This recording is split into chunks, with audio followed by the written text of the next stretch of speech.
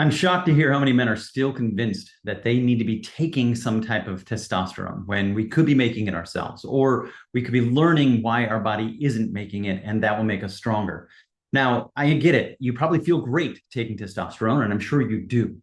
But I would say or imagine that you'd probably feel great taking cocaine as well, right? I say that to point out how this is a short-term solution.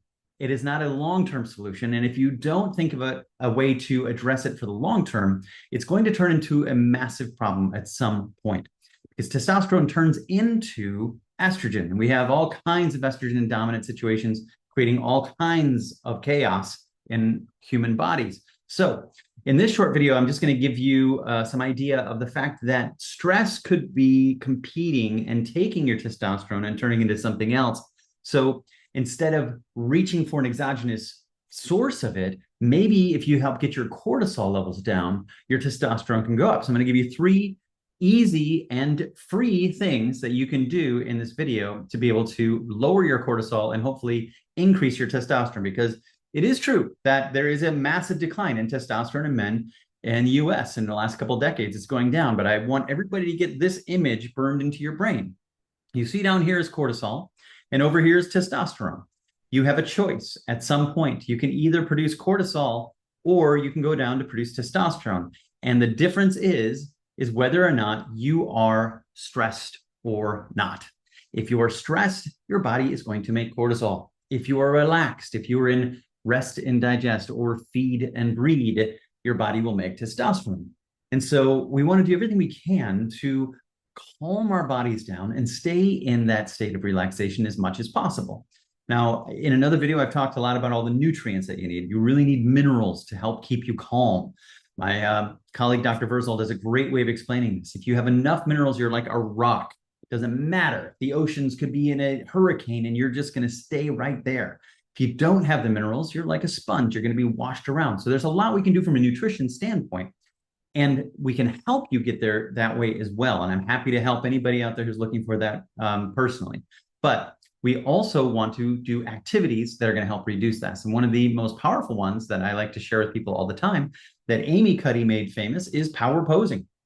Something as simple as standing like you're in charge of the room for 2 minutes can massively increase your testosterone and decrease your cortisol. This can flip it around. So just make sure you're standing like there's no danger, standing like you're in charge of the situation, and your physiology will say, oh, there's no danger. All right, we should probably be making testosterone. It's pretty simple.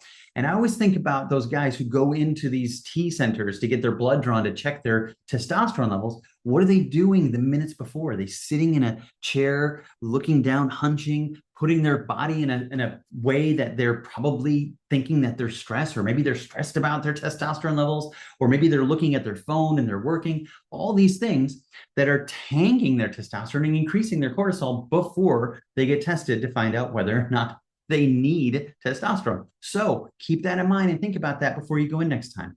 Now, this other one's pretty simple and free as well. And I like this one that was shared by Chris Tynan here in a great blog. It is just you inhale through your nose, a regular breath, and then you inhale again with a shorter breath, and then you exhale through the mouth through a long breath. Super simple, and everybody has time for that.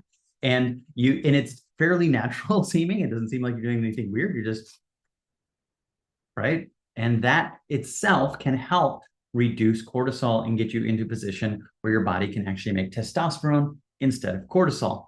And the third one might sound a little harder, but there is a way that you can do this that isn't so difficult. And it's about grounding or touching nature, getting your feet actually on the ground. A lot of people think, well, it's really hard for me to find a way to do this. Well, this study here talks about specifically the results of grounding a human body to earth or earthing during sleep. That reduces the time levels of cortisol.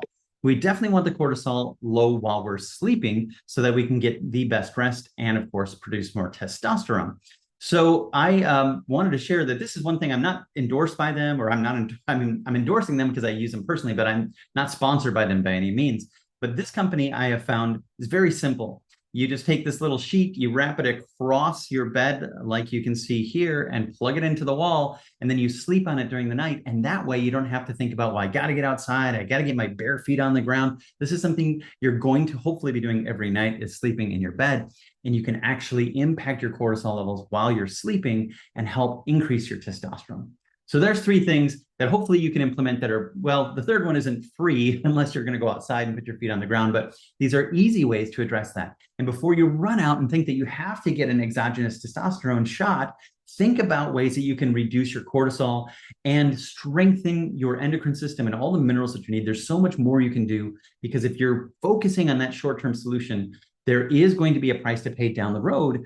And I understand if you want to get feeling better right away, but remember, we're here for longevity. And that's my goal, is to help you to be here as long as possible and stay as strong as possible, as long as possible. And it is possible to have great testosterone levels well into your 60s and 70s and beyond if you do everything that your body wants you to do to be able to make testosterone. Thanks for watching. If you have more questions or if you need more help with this, please leave a comment below, or you can reach out and I'll be here to do everything I can to make sure that you're doing this the right way. Have a good one.